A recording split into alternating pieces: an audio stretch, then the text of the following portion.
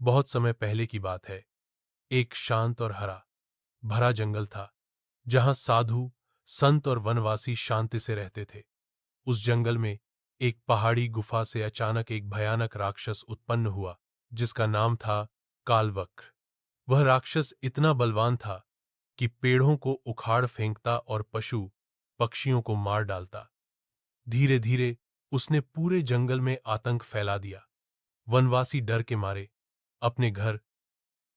सभी ने मिलकर देवी मां से प्रार्थना की, हे मां दुर्गा, हमें इस राक्षस से बचाओ। देवी दुर्गा ने उनकी पुकार सुनी और एक तेजोमय रूप में प्रकट हुई। उनके हाथों में तलवार, त्रिशूल और ढाल थी, और वे सिंह पर सवार थीं। उन्होंने राक्षस को ललकारा, हे अधर्मी कालवक्र, निर्दोषों को सताना बंद कर, नहीं तो तेरा अंत निकट है।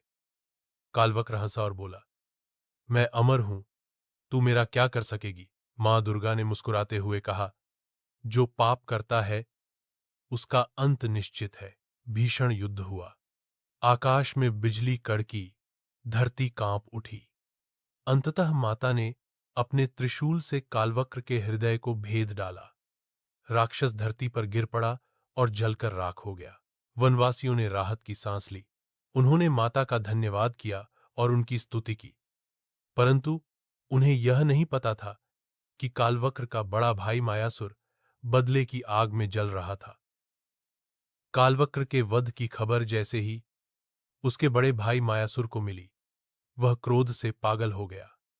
मायासुर कोई साधारण राक्षस नहीं था, वह मायावी था, तांत्रिक शक्तियों में पारंगत और अंधकार का उपासक। उसने प्रतिज्ञा ली कि वह अपनी तपस्या से और अधिक शक्तियां प्राप्त करेगा और मां दुर्गा से बदला लेगा। वह एक निर्जन पर्वत पर जाकर घोर तप में लीन हो गया। वर्षों की तपस्या के बाद उसे ब्रह्मा जी का आशीर्वाद मिला, तू अपने छल और माया से अपराजेय होगा, परंतु किसी स्त्री शक्ति के सामने तेरा अंत निश्चित रहेगा। इस वरदान से अभिमानी होकर मायासुर ने जंगल में लौटकर विनाश शुरू किया। उसने काले बादलों से सूर्य को ढक दिया, नदियां सूखने लगीं, पेड़ों से आग निकलने लगी। वनवासी फिर भयभीत हो गए और मां दुर्गा को पुकारा। मां दुर्गा ने अब महाकाली रूप धारण किया। उनका स्वरूप भयानक था, परंतु आंखों में करुणा की ज्योति थी। उन्होंने सिंह पर सवार होकर मायासुर को ललकारा। मायासुर ने अपनी मायावी शक्तियों से कई रूप बनाए, कभी आग बना, कभी तूफान, कभी हजारों सिरों वाला दैत्य। लेकिन मां दुर्गा ने हर रूप को ध्वस्त किया। अंत में जब मायासुर थक गया, तो माता ने अपने चक्र और त्रिशूल से उसका वध कर दिया। पूरा जंगल फिर से शांत हो गया। वनवासियों ने मां के चरणों में प्रणाम किया। मायासुर के वध के बाद जंगल में फिर से शांति लौट आई थी। वनवासी आनंद में जीवन बिताने लगे और मां दुर्गा की पूजा प्रत्येक पूर्णिमा को करने लगे।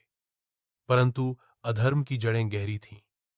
मायासुर के निधन से पहले उसका एक पुत्र जन्म ले चुका था, जिसका नाम था भयानक। भयानक बचपन से ही तामसिक प्रवृत्ति का था। उसने अपने पिता की मृत्यु की कहानी सुनी और संकल्प लिया कि वह मां दुर्गा की शक्ति को हमेशा के लिए समाप्त कर देगा। वह पर्वतों में जाकर तांत्रिकों से मायावी विद्या सीखा और एक ऐसा मंत्र प्राप्त किया जिससे वह मृत आत्माओं को भी बुला सकता था।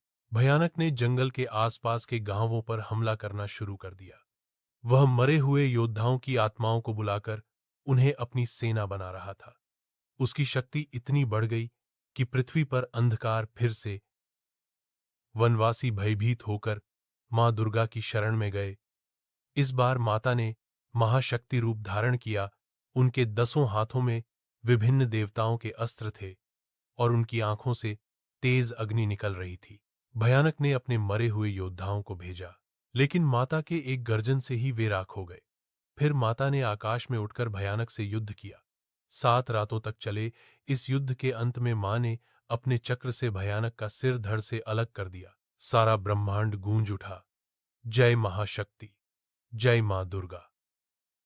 परंतु तभी एक छुपा हुआ सत्य उजागर हुआ। भयानक की मृत्यु से पहले उसकी रक्त की कुछ बूंदें भूमि पर गिरी थीं और उन बूंदों से जन्म लिया एक और भयंकर शक्ति ने। उसका नाम था चंडव्यूह। यह राक्षस न केवल बलशाली था, बल्कि उसे अपने पूर्वजों की स्मृति और उनकी शक्तियां भी विरासत में मिली थीं। चंडव्यूह ने क्रूरता की सीमा पार कर दी। उसने मंत्रों और बलि से स्वयं को अजेय बना लिया।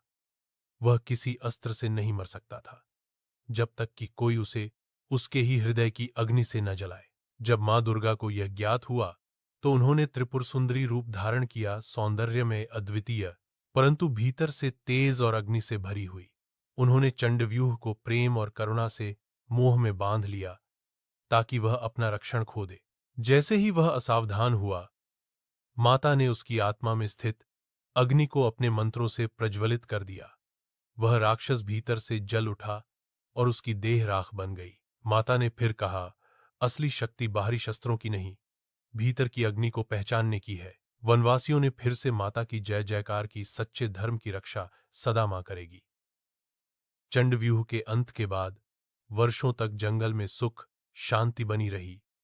लोग समृद्ध हुए, खेत लहलहाने लगे और बच्चे निर्भय होकर खेलते।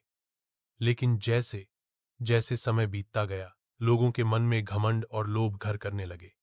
उन्होंने पूजा करना छोड़ दी, व्रत भूल गए और प्रकृति का अपमान करने लगे।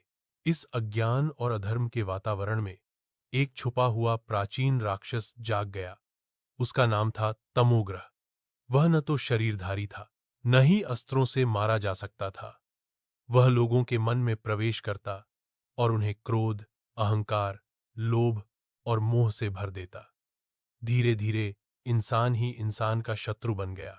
जब पृथ्वी पर धर्म की ज्योति क्षीण होने लगी, तब देवी दुर्गा ने एक नया रूप धारण किया, मां शारदा, जो ज्ञान, विवेक और प्रकाश की देवी हैं।